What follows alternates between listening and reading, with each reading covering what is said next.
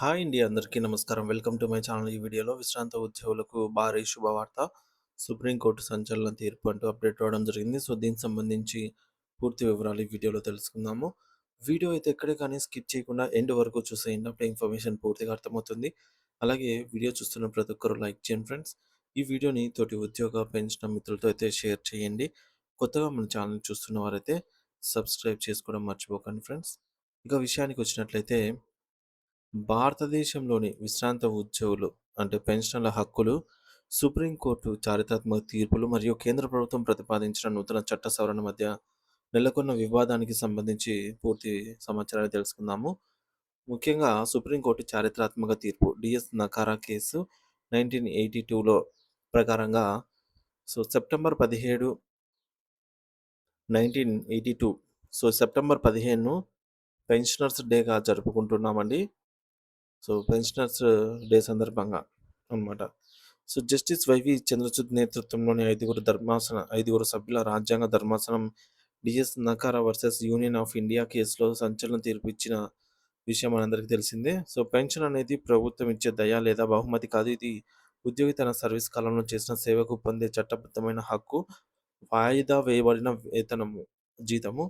ఉద్యోగి తన యవ్వనంలో చేసిన కష్టానికి ప్రతిఫలంగా వృద్ధాప్యంలో గౌరవంగా బ్రతకడం కోసం ప్రభుత్వం దాచి ఉంచినటువంటి వాయిదా వేయబడినటువంటి జీతంగా కోర్టు అభివర్ణించింది.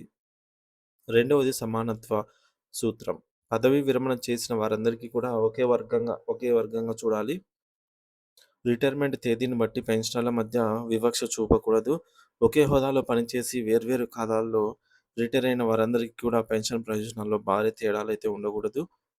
మరి పెన్షన్ అనేది కనీసం చివరి మూల వేతనంలో 50% ఉండాలని, దానికి కరువు భత్యం డిఏ తోడు అవ్వాలని అయితే స్పష్టం చేసింది.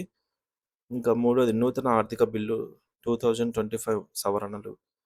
కేంద్ర ప్రభుత్వం ఇటీవల పార్లమెంట్లో ప్రవేశపెట్టిన ఆర్థిక బిల్లు 2025కి ద్వారా పెన్షన్ నియమ నిబంధనలకు కీలక సవరణను ప్రతిపాదించింది.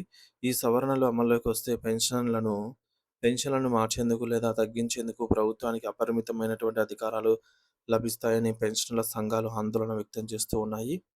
నాలుగోది ప్రతిపాదిత సవరణల వల్ల కలిగే ప్రమాదాలు. విభజన. రిటైర్మెంట్ తేదీని బట్టి పెన్షనర్లను వేరుగా పరిగణించే అవకాశం ఉంటుంది.